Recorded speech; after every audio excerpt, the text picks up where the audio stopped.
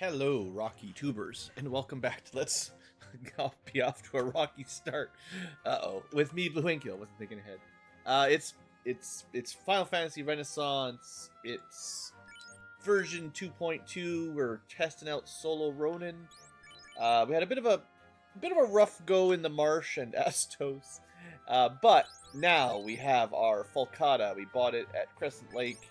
We are not equipping a shield, and our damage is very good, perhaps nearly the best of any level 16 character that exists. I'm not sure on their own, without any synergies, anyone else can quite match our average damage.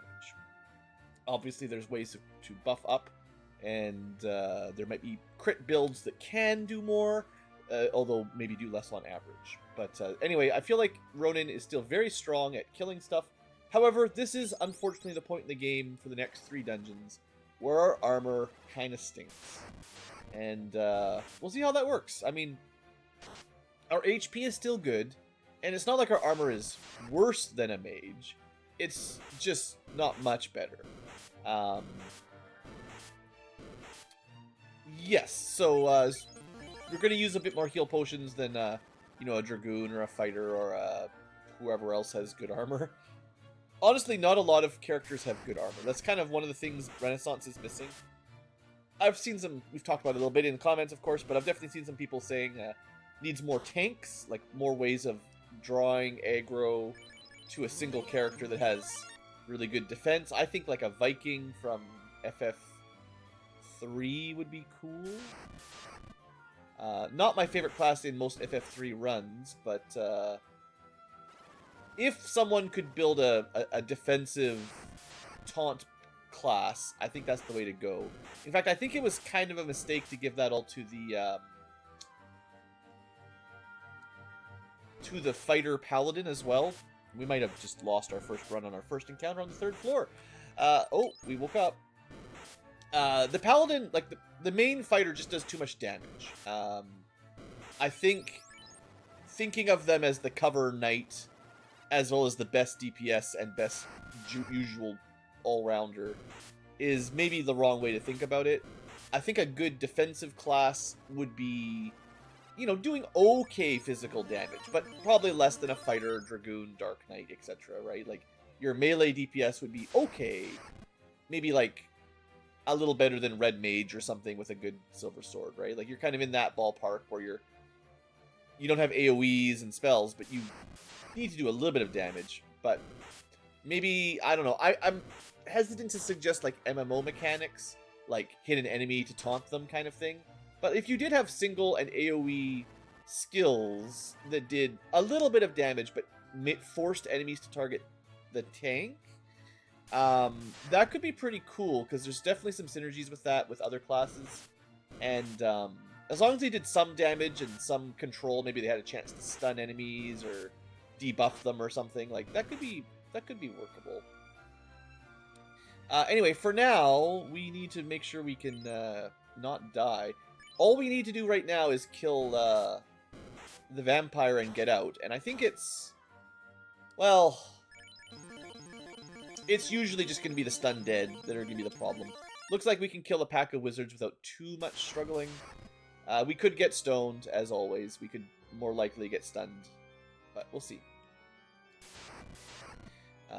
I think we've got as good a chance as most solos do for this, It's not like we're underpowered, in my opinion. The defense shortage isn't going to affect the stunning chance. If anything, our evasion is higher than a fighter, right? Not 1-shot, 1 kill, but maybe 2-shot, 1 kill? Yeah, good enough. Vampire's usually not a huge threat, but he could have stunned us too, and that would have been GG. Well, ambushed by 9. It's never gonna happen. That's the worst. That's 3 attacks each times 9 undead that each have a 50% chance per hit. What is our M defense? Slightly higher than 50% chance per hit to be paralyzed, and they get 27 attacks. If 1 out of 27 hits, you're stunned. And the chance of ever recovering and not getting instantly stunned again, it might as well be nothing. So, unless you go first and run away immediately, those fights are the biggest bane in Earth Cave, at least, of a solo run. There's some more annoying stuff at the marsh. Technically, we're in the second of the 3 terrible dungeons for solo. So, I think we can basically commit to going to Volcano before Ice. I think we'll be fine. It's unfortunate we won't be able to really use the new weapons and armor in Volcano. But is there anything in there we can use? Unfortunately, no Ice Sword, no Flame Armor. We can kill a bunch of Agamas for some quick levels. Probably fairly easily. I'm sure we'll be able to beat Carry, right? That's fine, I think. Run, or you'll be well done. Okay, good.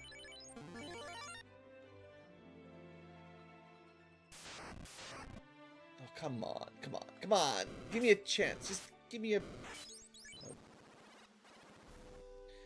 Yeah, here we go. So, we need, as always, when we're doing bad dungeons in solo runs, I need something to talk about. Because there's nothing much to talk about in-game. We just need to get a little lucky. As is... I feel like I've talked about it more than enough, but in case you've skipped all the other solo runs and this is your first one, there's not really anything we can do to make a statistical difference for the Earth Cave.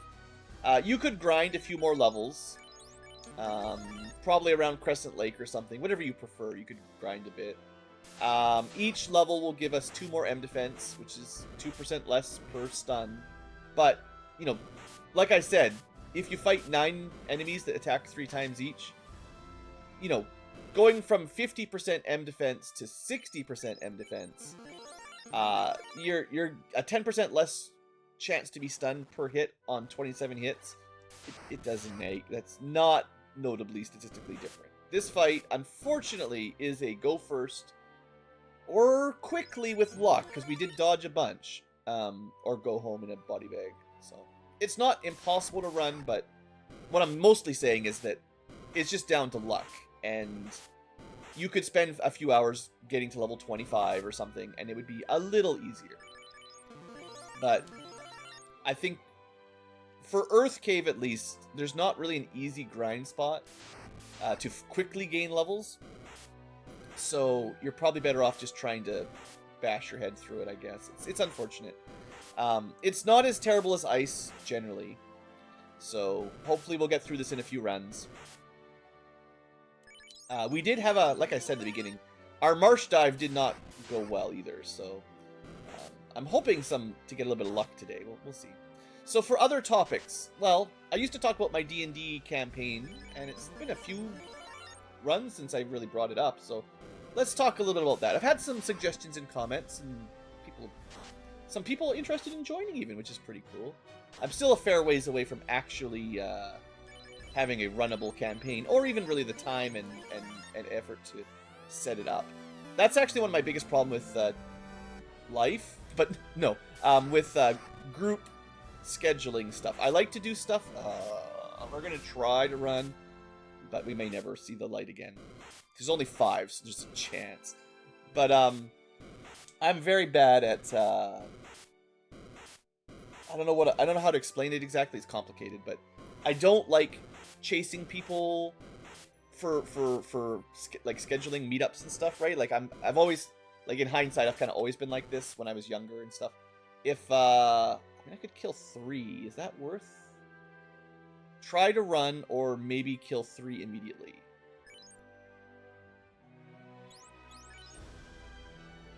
If I had a good AoE technique, I mean, we didn't get a turn anyway, but yeah, so for me, that's always been difficult. Like, if I ask someone, like, hey, do you want to hang out on Friday and play some D&D or something, right? And they're like, oh, we'll see. I'm like, okay, well, you let me know, because I asked you. And then, like, they never get back to me. It's just, like, I'm not the kind of person that, I can't make myself, like, harass people about stuff like that. It's either they want to do it or not. And it's really hard with, you know, adult scheduling of, not just D&D type games, but, like, I feel like a lot of people, maybe it's the way the phone addictions and stuff work now. I don't know if it's generational or just standard, or I can't explain it, but it does seem to be very hard to get people to commit and even respond sometimes. And I'm just not the guy for that repeated. I feel like I'm bothering them almost, like, hey, the idea of like, hey, are you ready? Are you ready? Are you ready? Did you get your character built? Did you do your backstory? Are you gonna show up on Saturday or whatever the day is, right? Like, I hate it. It makes me feel gross. Um, and I feel like I shouldn't have to, right? Like, if someone says I want to play, you know, a weekly session or something, and I'm like, okay, cool, let's do that, and then they forget about it because I didn't remind them or something, you know. I'm like, nah, man, I'm not like, we're not kids, you know. There's nobody's mom can remind them to set their alarm clock to get to swimming lessons on time. Whatever you're doing. I don't know. It's hard to explain, but that kind of thing is difficult for me anyway, let's say. So for me, when I'm trying to get a new group together, the DM typically, although it doesn't have to be, but typically the DM for D&D or any tabletop gaming group really is the one that's supposed to set the timeline, the scheduling, and get everyone organized. And I can do it a little bit, but I get burned out really quick if I'm struggling, if people aren't committing or whatever. I'm not trying to point fingers or anything, but it's so looking forward to build a new campaign from scratch that I'd probably put a lot of personal effort and work into. It sounds fun, but it's the logistics of time, like what time works for people, you know, making sure they're ready. Yeah, I don't know. I've had players that I like, not a regular campaign per se, but like we're doing these there's a 5th edition D&D sort of compilation book. There's actually quite a few really good compilation books. They're not designed quite like a campaign where you know, run around a city with an overarching storyline and a mega villain or anything. They're just relatively separate one-shots, and you can tie them together a little bit, but one shot doesn't mean like one session, but you know, one little dungeon, one act, one story at a time, basically. And so I was doing this for my group, a group that I play in, actually, but I was willing to give the DM a little bit of a break. They really wanted to play, and that's cool. But man, I don't know what happened with those players in the past. I cannot get them to even level up their characters, let alone divvy out the loot or remember, like, to commit, like, hey, we need like maybe 3 sessions to do this next one. I'm not doing it like every single week. It's like, hey, next month, can we set aside 3 Saturdays or something for a few hours to get through this next chunk? I've got the next the next act prepared, right? And everyone is always, especially in person or like in verb, like when you're talking, oh, so happy, like, yeah, let's go, I'm excited, it's cool, let's do it. And then I'm like, okay, well, I'm not going to schedule it until you're leveled up, or you've picked your feat, or you've picked your magic item reward from the last quest, right? It's like, that's my condition. It's like, let's not, because I hate like showing up to the session and everyone's like, oh, hold on, I'm not ready. And you spend the first hour or 2 of the session just like, how come I didn't level up? How much money should I have? Who took that magic shirt we picked up last month? And I'm like, well, you guys, I asked you guys to figure that out, right? And they're like, oh, we got busy. I'm like, okay, well, for me at least, I would like you to do that before I'm starting the next campaign arc or whatever. Anyway, ranting a little bit. Clearly the Earthquake is being mean to me, so I have time. Anyway, that's what I don't want to do, basically. So if I do manage to pull a Final Fantasy 1 D&D like, well, it'll be D&D, but it's not going to be like old school 1st edition D&D style. It's going to be relatively modernized with Final Fantasy 1 version of stories and weapons and monsters and stuff. And I don't know. I have some ideas for some fun twists. I think it'll be a lot of fun to play. But yeah, like I said, logistics that make it really hard for me. So I have more fun at the moment just planning, thinking about it, making, like, writing up like NPCs and trying to figure out what kind of spins I want to put on the quests in the game and stuff, just so I know kind of what I want to do, rather than just city one, like having 4 towns that are completely indistinguishable other than, I don't even know, like, am I even going to have different level spells? Like, that's not really how D&D works. So we are getting just destroyed today. It's just the encounter luck. I don't even think it's that we have a bad luck run chance or bad M defense or anything. It's just we're getting the wrong encounters. Sometimes we get through this, we never even see that fight, right? So we're getting that fight a lot, and that's pretty brutal. I know technically I could look up the encounter table for Earth Cave and try to plot out a way through where, you know, 5 or 6 encounters in a row on the 3rd floor don't have any stun dead packs, but oh, I really don't want to have to do that. Like that just sucks. That to me, that's like giving up. That's like the game has won. I can't beat it. I have to basically manipulate the RNG myself to get through it. It's like the game won't let me. I have to cheat. Anyway, so yeah, my FF1 campaign, continue to make progress little bits at a time. I do enjoy talking about it during the Let's Plays, and I think we can talk about it on my Discord channel. I don't pimp my Discord channel very often, but it's there. I have a little Discord. A fair number of people have joined it. Not a lot of activity, so if you're interested in actually getting stuff going, that's cool. I'm not permanently online. I'm a little bit too old for the carrying a smartphone around and checking it every 10 seconds kind of stuff. Old. It's not even old. I see boomers doing that too. I just don't do that. I'm not a perpetually online kind of person. So I think the Discord community kind of needs some of the community to do stuff. There's only so much I have time and inclination for. Look. Oh, we got it. We got lucky. So that's the worst encounter again. That time we escaped via pure luck. This might be the chance. Nope, stunned instantly. And not recovering. You just stole my dreams from me. We didn't even get a single turn. Okay. Cool. As far as... I know I've had some people suggesting they want to play.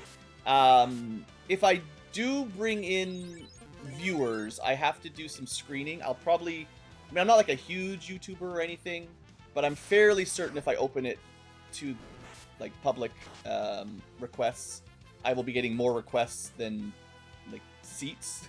You know, I'm probably only going to have 4 players, kind of in theme to how the game is. I don't think I really want to go any much past 4. I know lots of people love D&D with huge groups. I do not. 4 is enough. 3 is honestly enough sometimes, but 4 is probably my goal. And I expect there's probably more than 4 people on the Discord even that would already want to join. So I have to find a way of filtering it out, making sure I get good fits, people who enjoy the kind of playstyle I play and each other enjoys as well. Because if you just have a group of murder hobos, I'm probably not having a great time. If you're having a group of, not to be derogatory, but like critical role enjoyers that only want to do hours of roleplay and deep story development, that's not exactly what I want to do either. That's not how I play D&D. But anyway, I have to find a way of sorting that out a little bit if I'm gonna open it up to the public anyway. And the biggest one is actually scheduling the time. So I am a West Coast North American. It's in the Discord channel. I've got the time zone specific, and I am also very much not a morning person. I do not do well early on in the morning, and unfortunately what that means is for basically all of Europe, the only time that I'm really good for D&D is either afternoons or evenings my time, and it's basically the middle of the night for most of Europe. So unless you're up at 1 a.m. or 2 a.m. In France or Germany or something, it's really hard. Because if I try to do it for your evenings in European times, that's really early in the morning for me. And I'm just, especially when I'm dungeon mastering, I wake up too slow. It's no good. So the time zone for me is like probably afternoons or evenings, either weekends or evenings of some sort. And that unfortunately really does limit the geography of when people could join. If you're also West Coast North American, of course, it's same time for the most part. But even East Coasters, because they're 2 or 3 hours ahead of me in North American time zones, if I want to play at like 6 or 7 p.m., it's already 8 or 9 for them. And if we play for a few hours, that goes to midnight. Which can be a bit rough for people. But maybe Friday nights or Saturday nights, that wouldn't be too bad. But I can't start too early, you know. I do have some things I need to do. So, like, 7 p.m. for East Coasters is already 4 p.m. for me, which, maybe. But I wouldn't want to go too... Depends on the day, but yeah. Anyway, the point is, the time zones, when I can play, I think I have to figure that out. And I have to figure out some sort of, like, style advertisement, like what kind of D&D I like to play, and commitment levels. You know, there's a lot of Session Zero stuff that takes a lot of work. And I've never really done, like, a fully random group. I've always joined up with some people I know a little bit, or invite people in that, like, most of the group knows each other, and you just sort of test one person out at a time, usually in person. So doing it fully online, fully open to public, sounds a little bit spooky. But yeah, maybe I could do that. I don't know. I would like to run one, I think. Also, I know we've had it asked a couple times. It's not going to be a stream. I have zero intention of trying to record or stream and share it. At least not anytime soon. You know, there's a million D&D tubers, unfortunately, that are all fighting for views, and it really changes, in my opinion, how the players and the DM run the game. And even the relatively successful ones, I'm not thinking the big giant ones, the ones with actual actors and, you know, paid production staff, but even like relatively large YouTubers that do it, there's a fair amount of setup to do both the streaming and the DMing. It's probably not good to do both at the same time. And so there's the technical side of things for those that I don't really want to do. I don't have any volunteers for that either. And what I really don't like is it changes how people play when you've got an audience. And a lot of incentives, a lot of the times I've seen people where the live streamers, they're doing it for money, and they'll get channel donations to either buff or debuff the party or the enemy. I've seen that done way too often, and it really kind of irks me, honestly. So I don't want to play any kind of thing like that. So that's basically off the table. So if you're thinking about getting YouTube famous, we're not going to have that conversation. I'm not I'm not that, and we're not going to do that. It's just another casual D&D game. But yeah, it's fun to plan. I like the plotting. I like the game development and stuff, and I do think it'll be fun to run through one day. It's so chaotic when people play D&D. Most groups play D&D. It's kind of crazy to think I could have the exact same structure as Final Fantasy 1 with the dungeons, the general overall plot and stuff. And as long as, you know, the party are somewhat creative and I allow stuff other than just fight everything, the actual resolution to the story would be, like, so completely impossible to predict, you know. That's the fun part, you know. I can talk about some of my stuff that's actually happening right now in my DM group. I'm still dungeon mastering for Rime of the Frost Maiden with my in-person group on the weekends. And it's going pretty well. The group is level 4. We only play every second week due to adult scheduling conflicts, so it's a little slower than I'd like. You know, things, you know, for Christmas and stuff, we take one day off, and that means we play once in a month. And boy, it doesn't feel like we're making amazingly quick progress through the campaign. You come back after a month, and everyone's forgotten half of what they were doing and how to play and all that. I probably would prefer a more regular pacing if I could do it, but, you know, scheduling the final boss.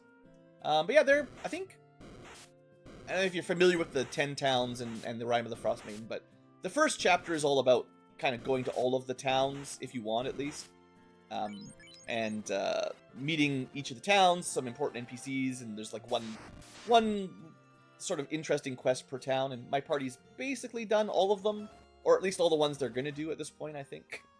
They may have missed one or two, but that's not a big deal. Or just chosen to throw it, basically. Whatever.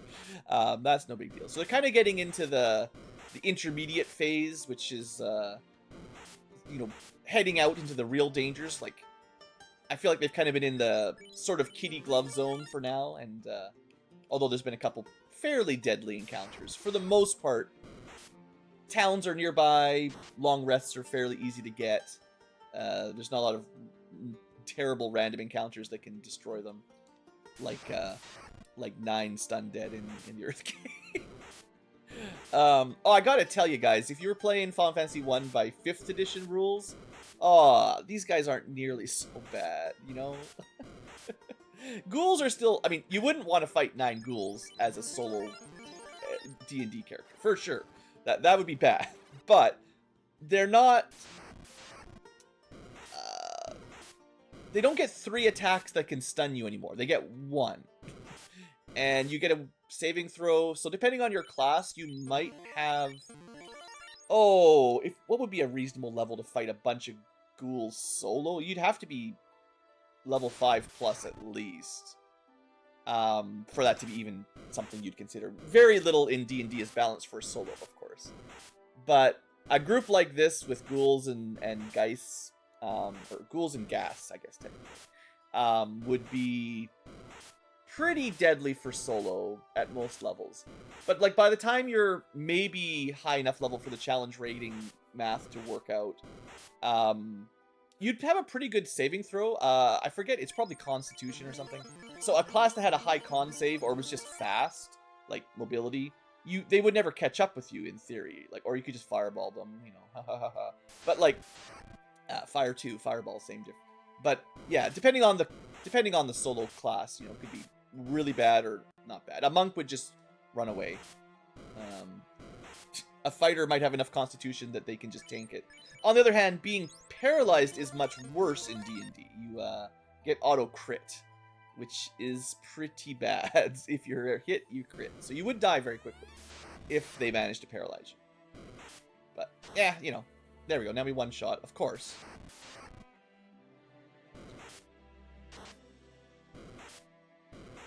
Okay. Let's not get lazy here. 4 wizards can still totally kill us, so we'll use our skill, and now we're good. Alright, Earth Cave, please. I've put in almost half an hour of random grinding. I've been talking about some nice engagement bait. No! You can't keep doing this! The first thing they do paralyzes. Oh, and then we're up, and then we're down. I swear sometimes these solo runs are fun. There's a reason I keep doing them, because there is a lot of them there's a lot of aspects that are fun. And I do enjoy coming up with new strategies. It's a really good way to experiment with a specific class's new Renaissance tool set. And you don't really get a good opportunity for that in a 4-man group. There have been some suggestions to do 2-man groups, and I usually think they're kind of easy. Like, I haven't done any Renaissance 2-man challenges, because, you know, it's kind of go big or go home a little bit. Like, if you're trying to make the game harder, you might as well just take 1, right? But, if you had 2, the chance of getting stun locked is less. It's definitely not 0. But I guess it sort of weakens my ability to thoroughly test a job's performance. Because if I had 2 characters, you'd probably want a tank, and you'd probably want a sweeper caster of some sort. So if I had a samurai plus a black mage, I'd probably be fire 2ing all those groups, or something like that. Some kind of mage that can do something like that. And yes, that's going to make it a lot easier. The thing is, it's also going to mean a lot of weapon skills will never ever happen on Cyan, because everything would die before he'd have a chance to charge it up. And then I wouldn't really be experimenting with his mechanics, or once again, just like the 4-man group, I'd be like, well, these mechanics are bad because they're never applicable as long as your group is strong enough. Maybe you could do like two-man, but you only bring support for the second, right? Only white mages, or maybe bards, green mages, stuff like that. Things that people that can't really kill stuff or steal the show. But then the main character, the solo, not exactly solo, they're just there to actually, they're the ones to win, to do stuff, to be cool. And then the second character is support only. Maybe I could see that as a compromise, because these solo runs, if I could just hack in a helmet with stun protection, they'd be so much better. You'd still die to rub and stone and squint, and there's still lots of ways to die. It's not like it's instantly easy. But if you just couldn't get stun locked, right? If that was the one change, suddenly the solo one, you wouldn't get slowed down nearly as bad. You'd be focusing more on tools and strategies to circumvent other bottlenecks, rather than, well, it doesn't really matter because you're going to see this encounter every single time, and unless you get lucky, you're just dead every single time. I feel like somehow my RNG seed has completely hosed me. Like last episode, we missed attacking Astos 6-7 times straight in a row, which is absolutely unheard of.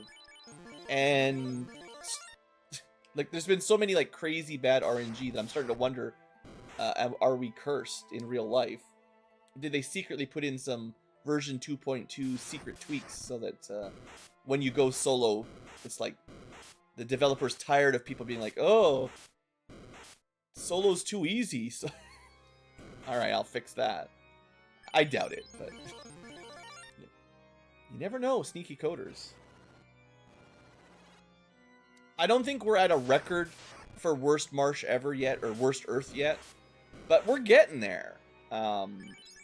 If we spend an entire hour not being able to escape this floor from the vampire, that's going to be nearly the worst I've seen in a very long time. Because I've done this a lot with all the vanilla jobs and most of the Renaissance jobs. And sure, we don't always one-shot it, but it's usually not like, as long as you can kill the vampire and the unrunnable wizards, usually it's not too many attempts before you dodge the stun pack, and then you're okay. We're getting real bad, like, encounter table, basically.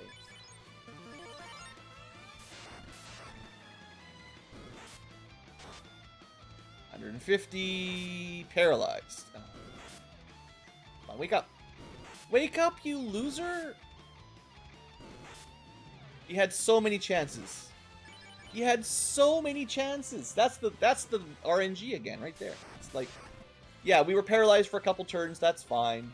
And then a couple more turns, and then a couple more turns, and we're dead. And we're like, alright, well, you tell me what I could do to, what button combination makes that less likely to happen. Is I actually under-leveled for a solo run here? Would it, I'm starting to second guess myself. Would it make a difference if I went and got to like level 20? 8 M defense? It's not going to change what's killing me, right? I might kill the vampire in one hit more often. But not by much, right? Like if we got let's see, 1 level up. If we got 4 levels up, you'd probably get at least 2 strength. Probably not 4 strength. So you could imagine +1 damage times 3 hits. 3 to 6, that's about, say, be generous, say 5, +5 base damage per attack. That's not going to change anything against the vampire. Right? There's no way that makes a significant statistical difference. My chance to run might go up 1% or 2. My chance not to be stunned instantly would be slightly higher, but not by much. Those fights, I think, are still, like, even if unless I grind it to 100 M defense, which, no. There's not really any other options. Man. I mean, there's the option that I don't record this, and I just skip. I hate that, though. I hate, it feels like I'm cheating again. If I'm just like, hey guys, I totally did it. I killed everything. We won. Now we've got the rod, and now we're killing the Lich. Trust me, bro. I did it without cheating or anything. Yeah, it saves time. You guys don't have to watch me ramble as long. But when I'm watching other Let's Players, I don't like it, especially when they're trying to be like educational or informative.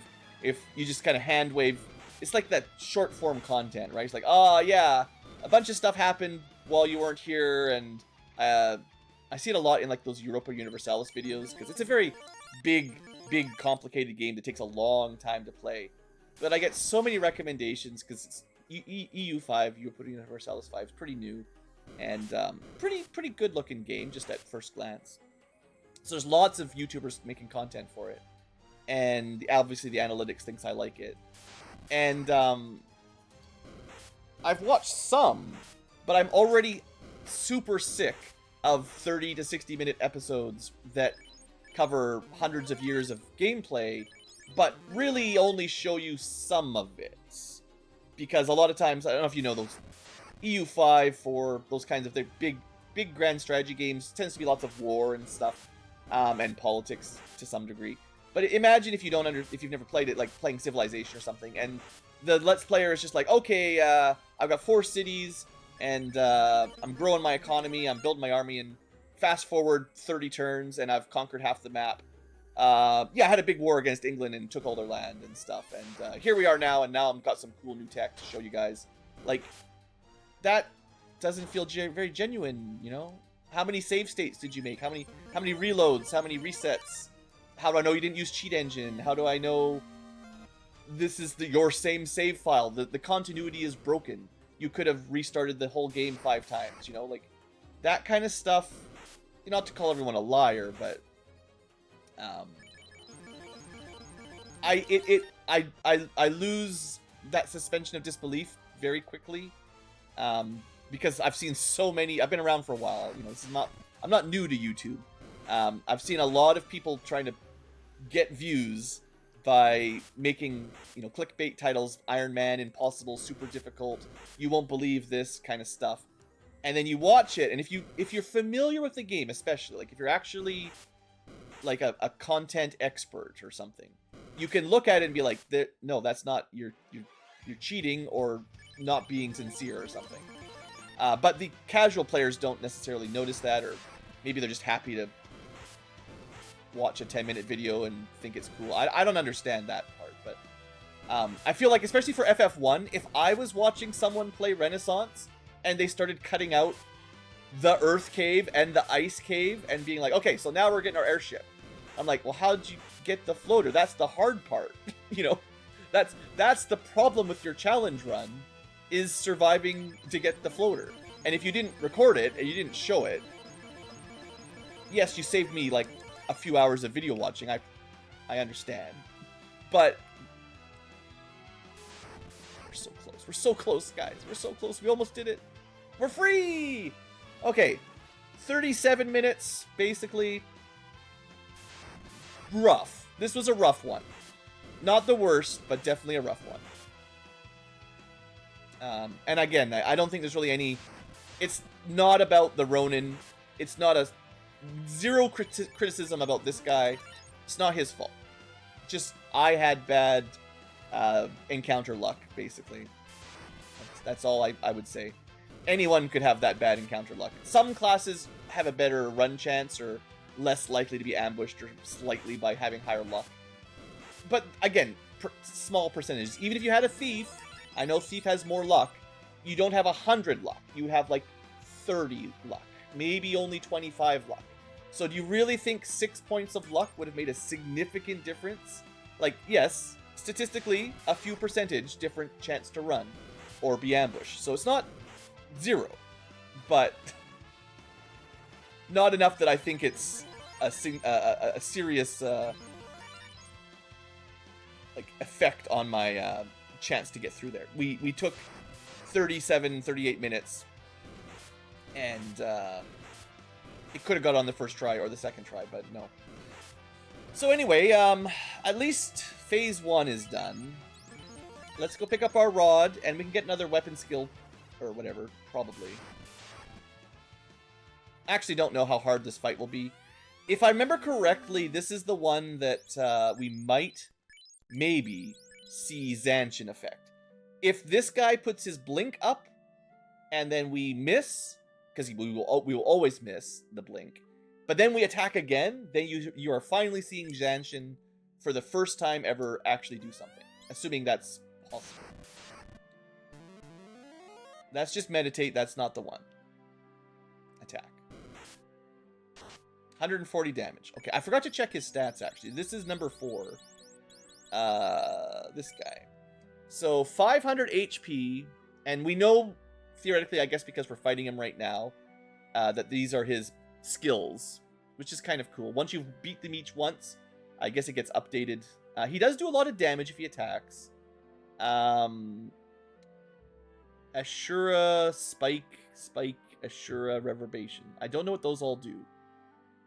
Is Ashura the one I have? Yeah.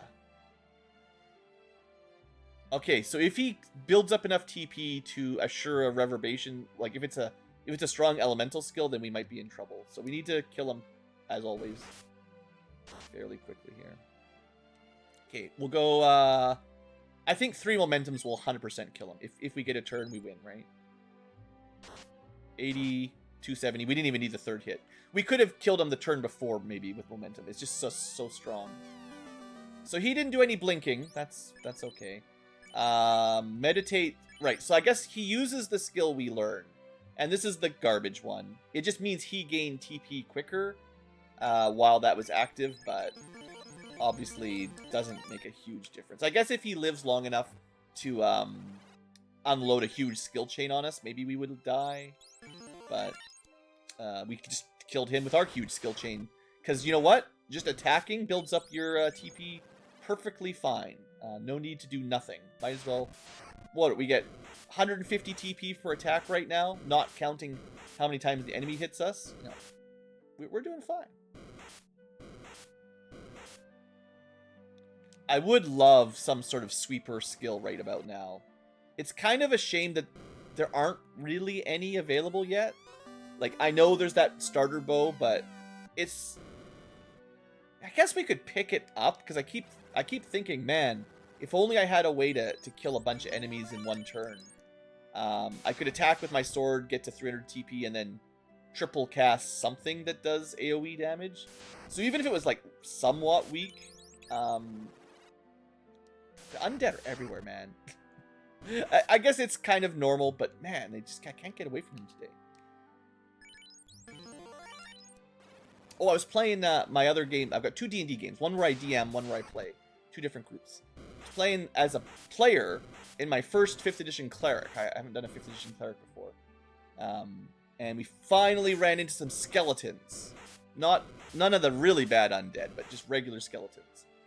We're only like level 3, so, you know, we're not too tough.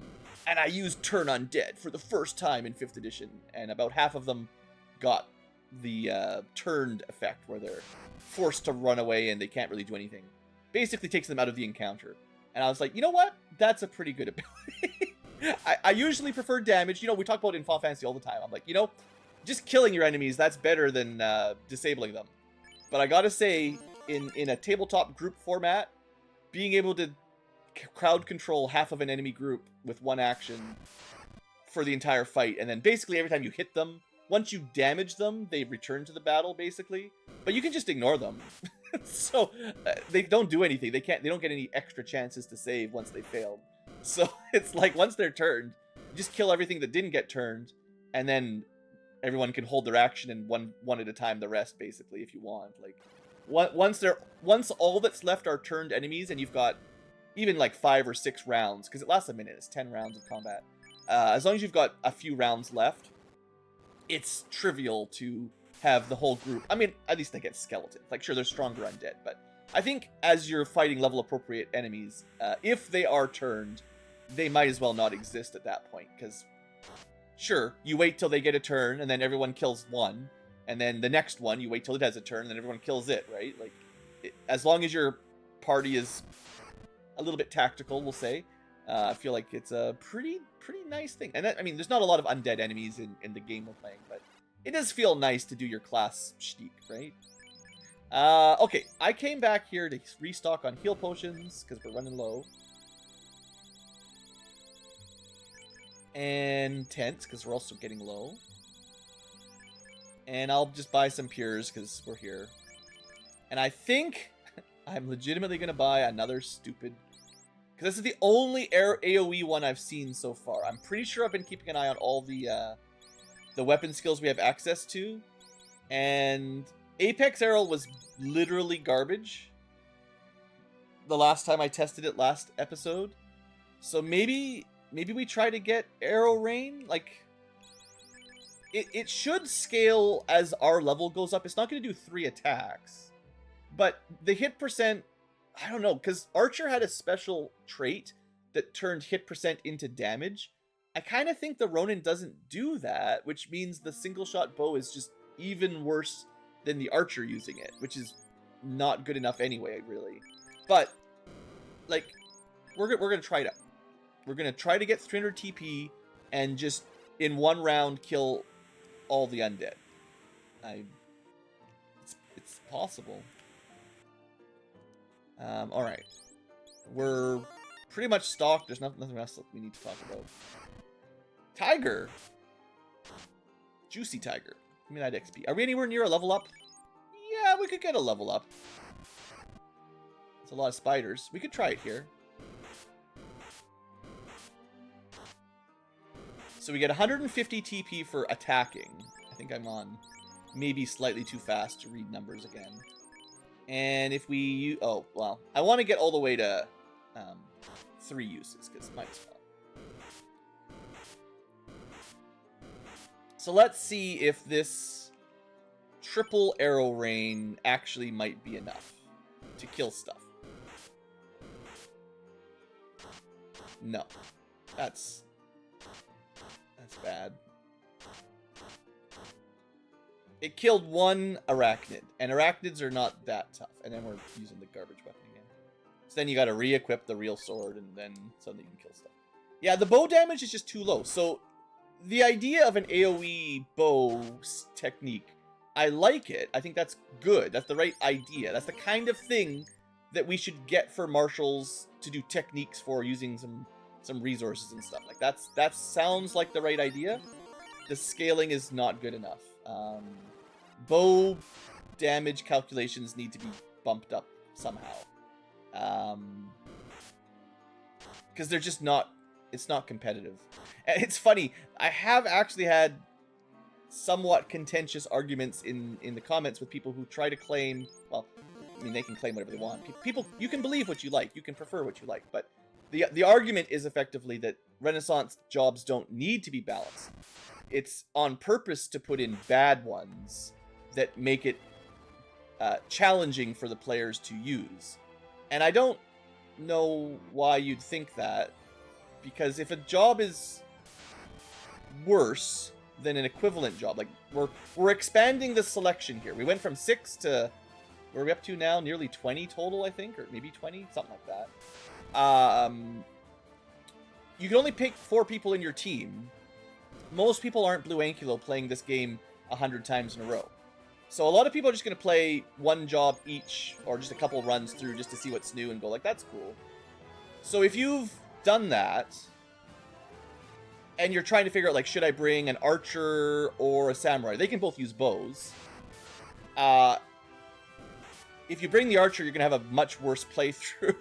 It's much worse as a job than a samurai, in terms of killing stuff, which is mostly what we do in this game, right? We kill things.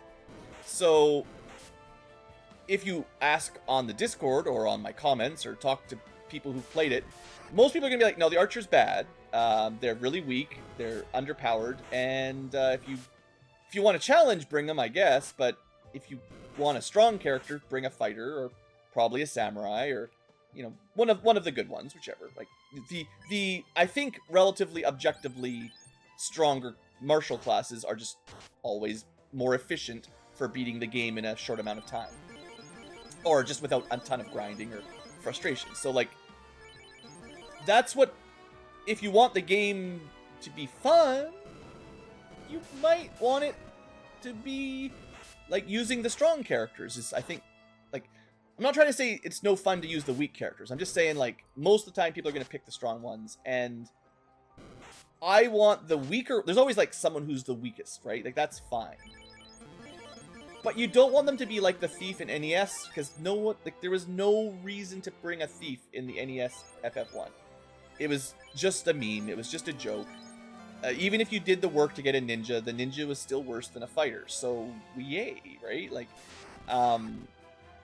if the ninja at the end of the game turned out to be stronger than the fighter, then that might make it worth bringing them. So I think what I'm trying to get to here is that even the technically worst new job, even if it's overall weaker than another one, which is fine, someone's got to be at the bottom, it needs to be good enough that it has synergies or niche uses, specific spots in the game where they actually aren't the worst. They can't be the worst at every phase of the game, you know? You know what I mean? And also not the worst for 90% of the game except the last one battle or something. That's still way too bad. I cannot just auto-battle these things. Holy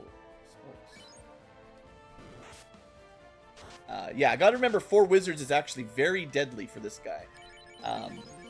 Easy to forget. Fighters don't have that problem with the better armor. We're really good at killing, not very good at defending just right now.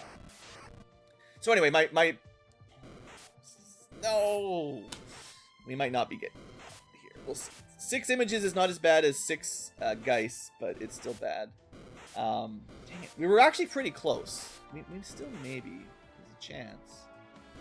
Maybe I should have used the skill there. I don't know. I mean, I didn't get a turn anyway. Maybe I could have tried. But if the techniques had priority, would that make me like them better? Yeah. Dang it. Well, this was only our first. Well, dang it. We even went second. It went new turn, image paralyzed, then we had a turn. If we had dodged one attack or not got paralyzed instantly, we might have ran away. Figures. Anyway, so what was I saying? We're clearly going to be stuck here for a while again. I think the argument that it's fine for some jobs to just be worse and to just stop complaining about it is weak. I think ideally all the classes have a use. They don't have to be perfectly equal. Like that's, I'm not, like, let's not, what do you call that? A straw man argumented. I'm not trying to say everything's got to be perfectly balanced. There can be stronger and weaker classes. Ideally, not always stronger and not always weaker. But having diversity is good. The thing is, they all need to be competitive. I think that's the term I'm trying to lean into now. All the jobs should be a competitive pick for your time. And if they aren't, then they should be buffed a little. And maybe, in general game balancing terms, buffing is better than nerfing anyway. I'd rather all the classes were a little overpowered to some degree. Like, Time Mage is a bit too much. But I wouldn't nerf it, because it's fun to have overpowered stuff, and you can just not bring them if you think they're too good.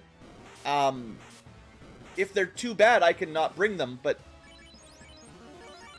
why would I ever bring them? At least the Time Mage you bring when you want to have some fun doing some silly stuff, breaking the game. Something like the Archer, I'm only bringing it when I want a worse fighter that sucks. Right? You know what I mean? Why would I bring a Green Mage? Because I want the game to be slower? You know? Okay. Why would I bring a Summoner instead of a Black Mage? Black Mage could just kill everything on turn 1 or stun at everything. Summoner has a really hard time contributing for most of the game.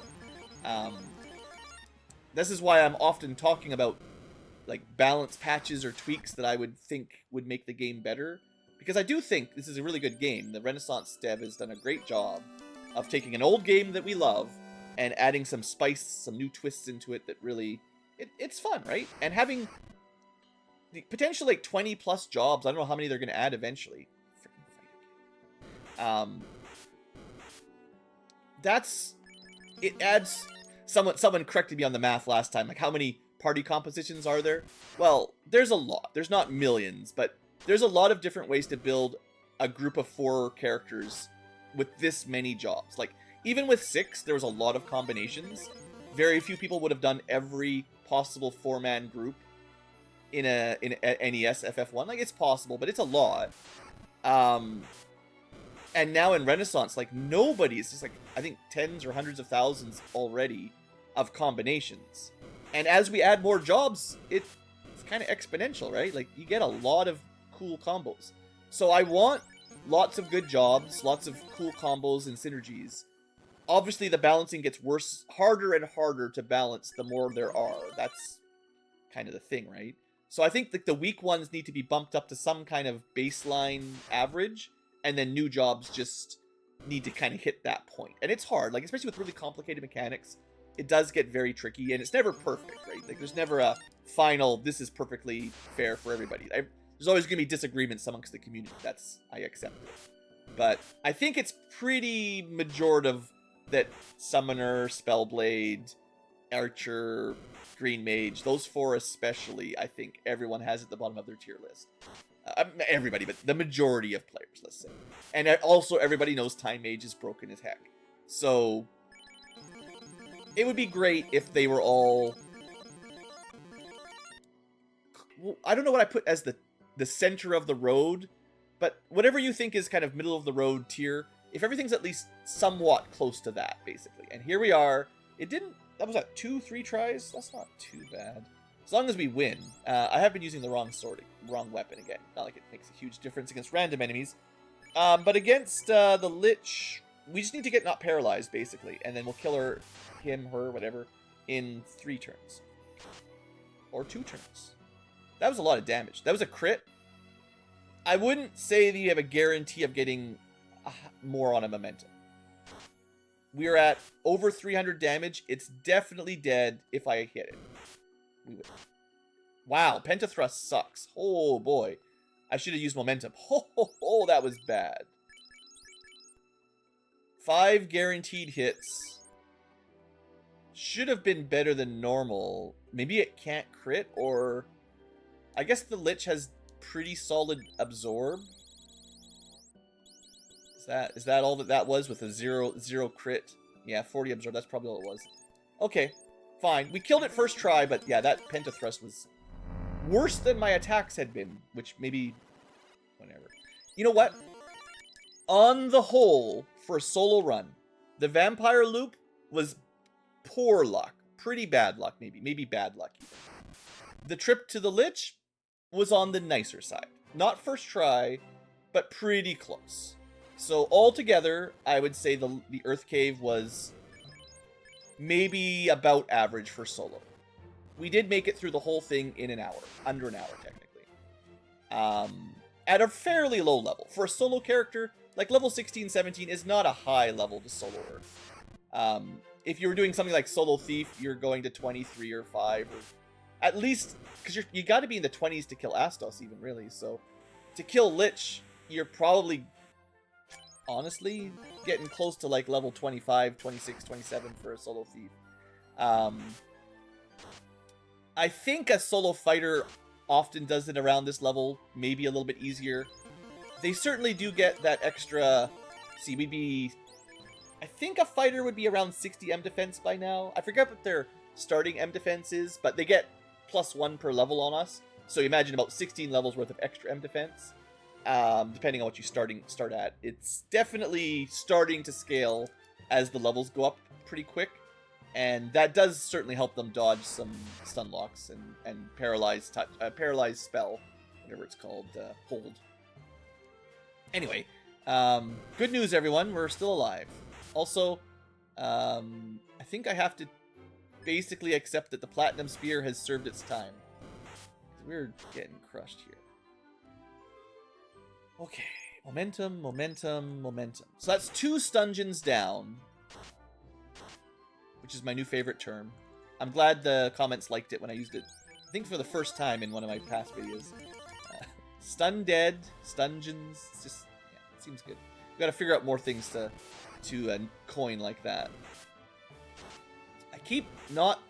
I think there should be small tweak. Not forced, but an option in the menu to decide if you want to change your equipment after using a skill. Because in my mind, I have a weapon I use for attacking 90% of the time, or 99% of the time, really. And then the other weapons are there to do cool skills. But I'm never going to attack with a short bow. And I would never choose the Silver Spear over the Falcata. And I probably would never choose the Platinum Spear either. So I generally have like one weapon that's my attacking weapon. So if there was an option in gameplay, quality of life, that was like, would you rather keep equipped the last skill used or not, or just default to the menued equipped one, right? So it uses the skill, but then it switches you back to your standard weapon that you normally attack with. That would reduce the micromanagement a little bit. It's not a big difference, but I think I would like that. Just little things like that are fairly easy to fix, and just makes playing it easier. It doesn't mean you have to turn it on, right? Like, I could see some people preferring it the way it is right now. That's understandable.